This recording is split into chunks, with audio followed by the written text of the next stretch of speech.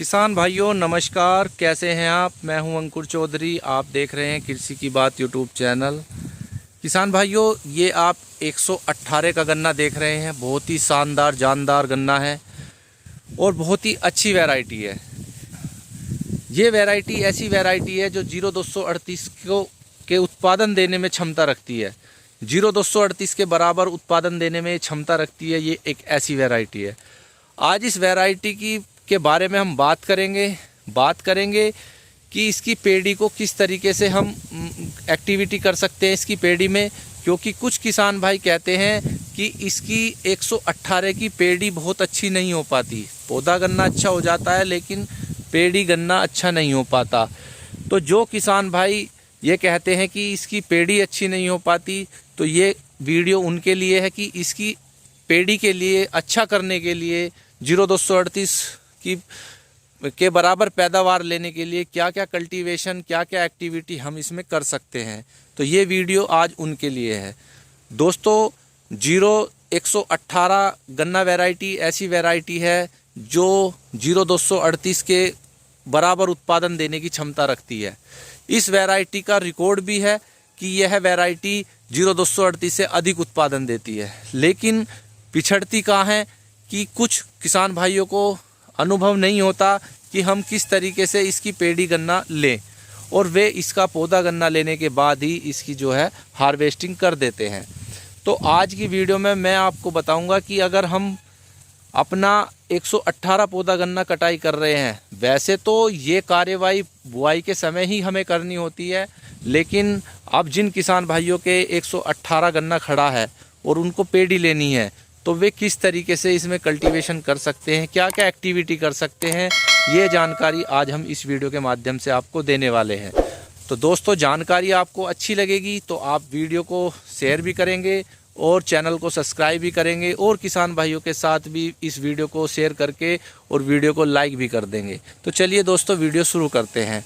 सबसे पहले हम आपको बता दें किसान भाइयों, इस वीडियो का बनाने का महत्वपूर्ण कार्य ये है कि 0238 वैरायटी में बहुत ऐसे रोग लग चुके हैं जिससे किसान की लागत बढ़ रही है और पैदावार घट रही है।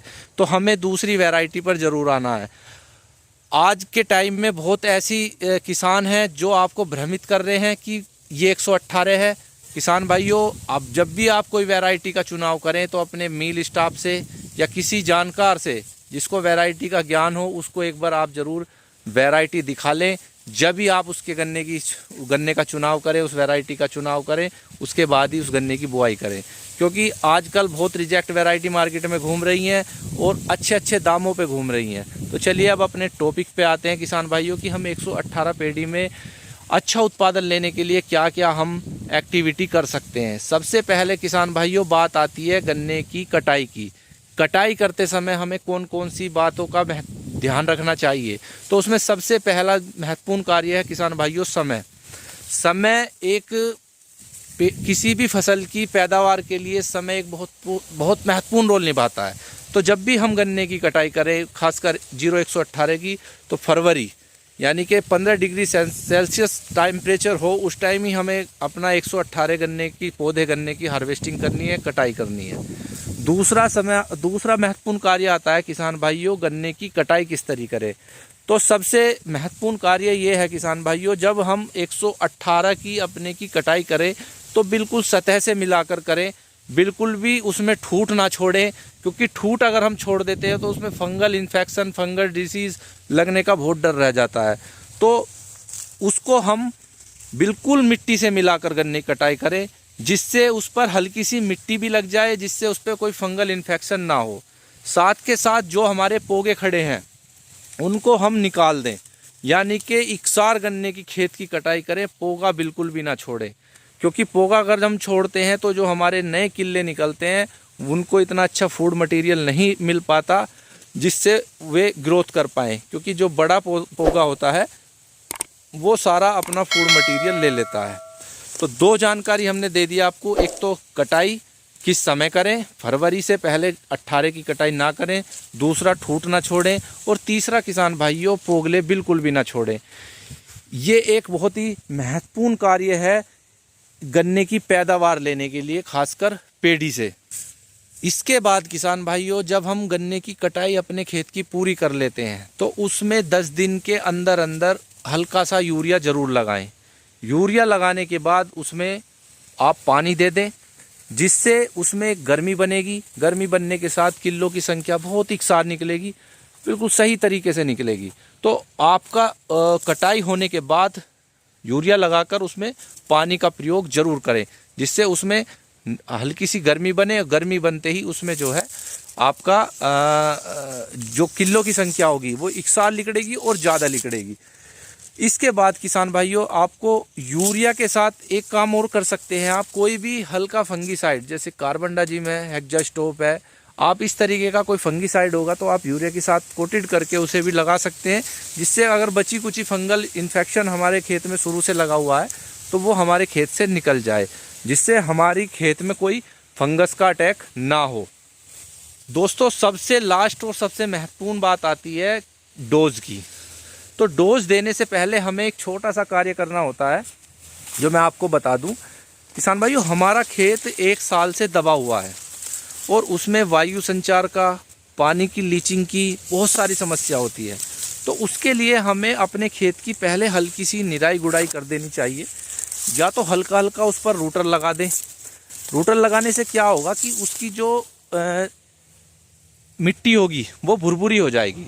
तो या तो उसमें हल्का सा रूटर का प्रयोग करें, या किसान भाइयों फावड़े की सहायता से उसमें निराई गुड़ाई कर दें। जिससे होगा क्या कि जो हम खाद लगाएंगे वो हमारा मिट्टी में आसानी से मिल जाएगा और वो पूर्ण रूप से पौधे को मिलेगा।